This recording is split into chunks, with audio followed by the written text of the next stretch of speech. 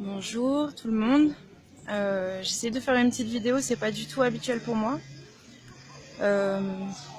Pour parler de ce mouvement Gilets jaunes, on est au 13e jour ici, à l'île de la Réunion. Ici, le contexte est bien particulier.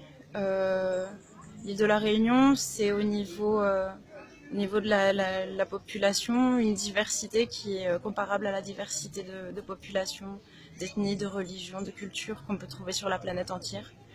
On a une petite planète sur notre magnifique île qui est un bijou. Et depuis les dizaines d'années qui nous ont précédés, on a fait n'importe quoi sur notre île. Oui, on a construit, on a plus de confort, on a accès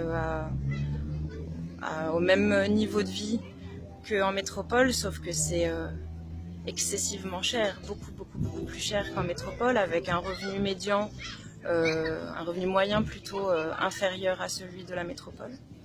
Donc sur notre belle île, on rencontre les plus grandes inégalités qu'il y a dans toute la France. Lorsqu'il y avait encore l'ISF, le plus grand taux d'assujettissement à l'ISF, et en même temps le plus grand nombre de personnes en dessous du seuil de pauvreté. On a la misère ici et on a la richesse crasse, celle qui parle des vols que ce système autorise. La légalité qui est au pouvoir, la légalité qui protège ceux qui recherchent et qui accumulent le fric et le pouvoir, ceux qui ont toujours plus et qui en veulent toujours plus. Aujourd'hui, on se lève contre les inégalités, contre les injustices, toutes les formes d'injustice, celles qui nous touchent, chacun qui qu'on soit, chômeur, travailleur, employé, petit patron,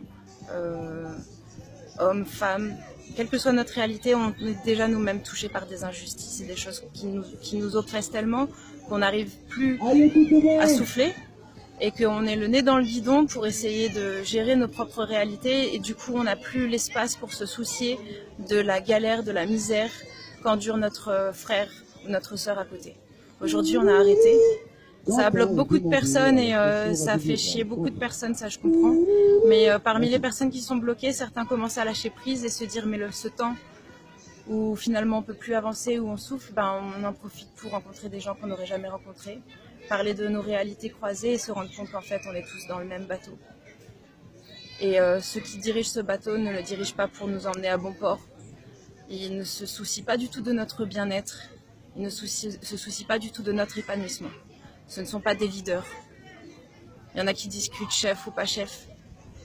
S'il y avait des gens qui étaient en mesure d'être des leaders, on serait tous heureux, parce que ce serait leur premier souci, ce serait leur première responsabilité. Mais on est dirigé par des irresponsables qui utilisent leur pouvoir et qui utilisent les outils du droit pour les intérêts d'une petite clique surprivilégiée à l'échelle nationale et internationale.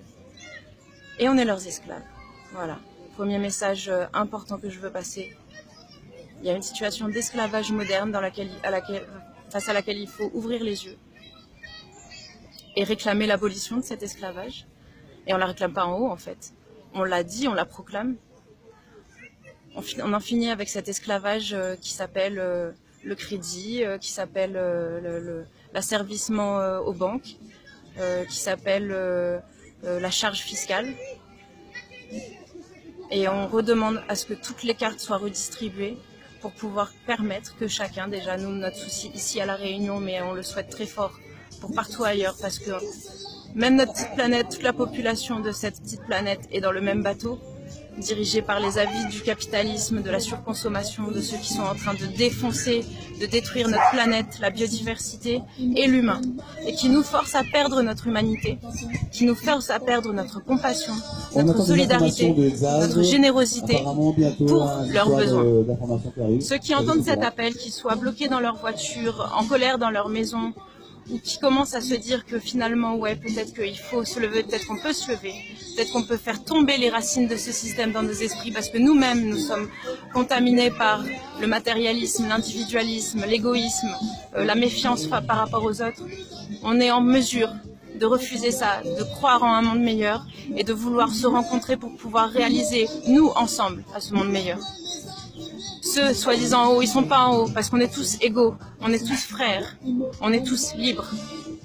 Aujourd'hui, on reprend cette liberté, cette égalité et on proclame cette fraternité. C'est avec ça, en parlant ensemble, en prenant nos responsabilités, qu'on va réussir à faire changer les choses. Concentrons les blocages uniquement sur les gros points, les points névralgiques du pouvoir et de l'économie.